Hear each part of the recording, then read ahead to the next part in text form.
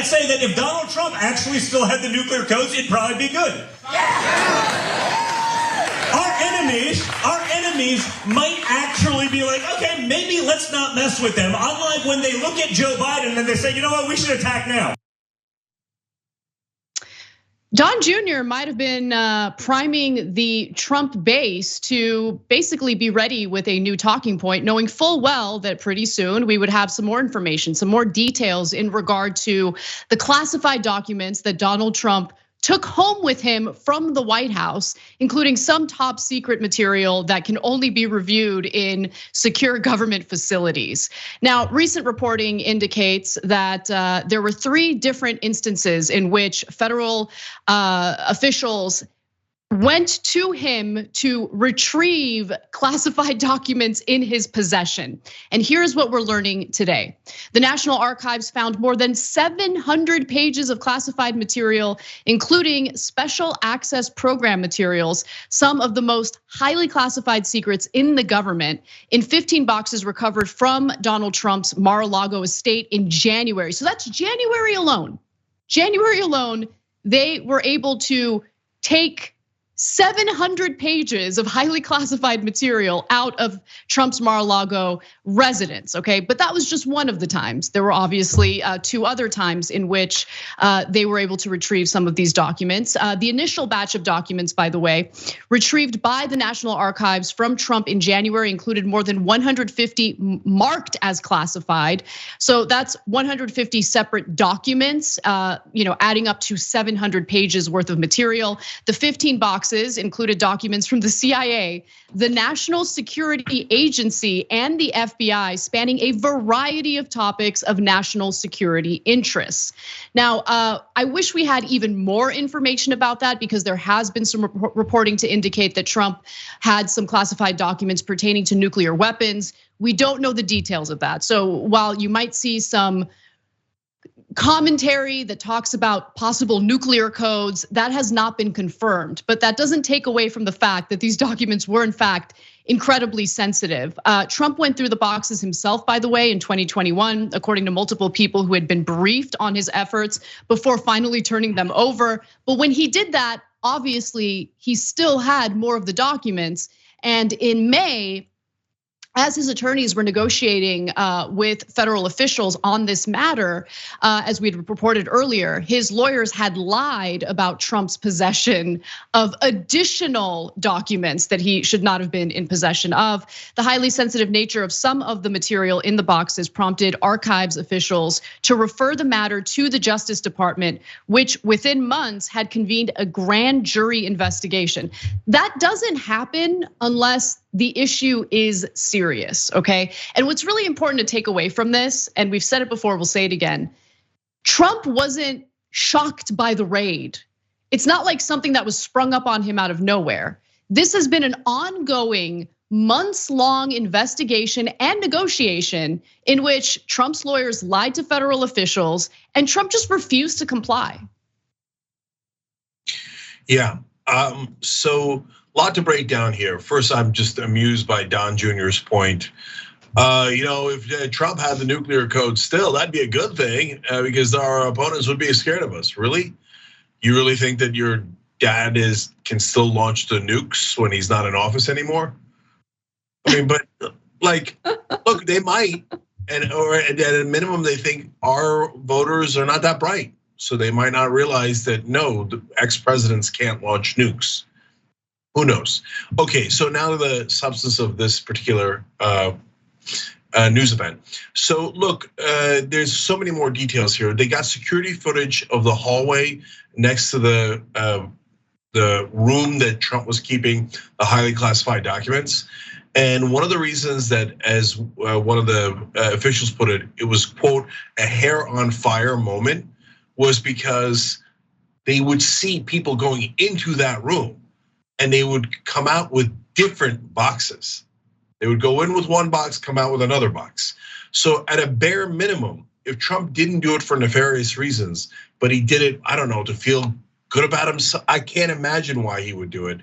But even if it was not bad intent, you cannot have our most classified, top secret documents in a random room in your basement where people are walking in and out with different boxes. That's beyond unacceptable. And that's why the FBI felt like we gotta go. And people are walking in and just leaving with documents. We gotta go and get them. So that's point one. Point two is about the intent, guys. I mean, there is no logical reason to have those documents. And think about this. This is one of the most damning parts of the news from today. This one and another story we're gonna do later is why does you see in all the documents, Trump goes through several rounds of not giving the classified intelligence back. Why? Why are you keeping it? They're like, hey, schmuck, we know you have it. Give it back. It's really important that other people do not get that information. Right? I don't want to give it back. I want to keep it as a memento. I'm going to keep it in Mar-a-Lago. No, I mean, who knows? Who knows what his intent is? But can I just jump in real quick, Cenk? Sorry to interrupt you. It's also kind of frustrating that it took so long for the feds to act. I think that's also an issue, right? And I think it's partly due to constant deference to Trump and the fear that it will appear to be some sort of partisan investigation. But if you have evidence indicating that he is in possession of highly classified documents, top secret documents, that in some cases can only be viewed in a secure government facility, you gotta go. It's kind of amazing how long it took for them to do the raid in the first place. I mean, they gave him chance after chance after chance. Yeah, and look, he does this all the time, and we can't negotiate with terrorists. His team sent a letter to Merrick Garland saying, if there was one word to describe their mood, referring to his supporters, it's, quote, angry. And they continue in the letter saying the heat is building up, the pressure is building up. Trump's team is sending that to Merrick Garland saying, you better not do anything, otherwise my guys are gonna commit violence. That is just full-blown brown shirt fascism. So, I mean, what a ridiculous, unbelievable thing to send as a threat, just like a mob boss would. They've got to make sure that there is rule of law. This is the critical defining moment for America, and I'm not at all exaggerating. I've been doing this show for 20 years. I've never said that before. If either we're gonna have rule of law or the fascists are gonna totally take over. So he's threatening them and threatening them with violence. There's no goddamn reason for him to have those nuclear secrets. And he absolutely would not hand them over. Look, guys, if at the end of the investigation, all you had was a couple of letters that he kept from Kim Jong-un because he's a child and thought that it was like really lovely to hear a dictator praise him. And a letter from Obama, these are other things that he took. And because he's so pathetic that nice letter from Obama actually makes him feel like he's part of the establishment. Okay, so if it was just that, I'd be like, oh my God, what are you bothering a former president for that? Okay, he shouldn't have taken those home. Technically, those are National Archives property, but it's not that big a deal. If that's what it turns out to be, I swear to God, I'll come out here and say that. But we already know he took the most classified information, literally a classification above top secret. So let's get to that. Yeah. Because you're right. I mean, again, yes, they specifically mentioned letters from Kim Jong-un and a letter from Obama. Who cares about that? But that is different from the highly classified documents, especially when you look at what they were able to retrieve during the raid that just happened. So at the conclusion of the search this month, officials left with 26 boxes of documents, including 11 sets of material marked as classified, comprising scores of additional documents. One set had the highest level of classification, which is top secret / sensitive compartmented information. And those are the documents that you need to be kept and reviewed in a secure government facility. The other thing I want to mention real quick, because I think it's really important, is that news today, the reports from today just confirm what we already knew, which is that Donald Trump did not have a standing declaration to declassify these documents. First of all, that's not how this process works, okay? You don't just go on Truth Social and say, I now declare, we're declassifying all these top secret documents. That's not how the process works.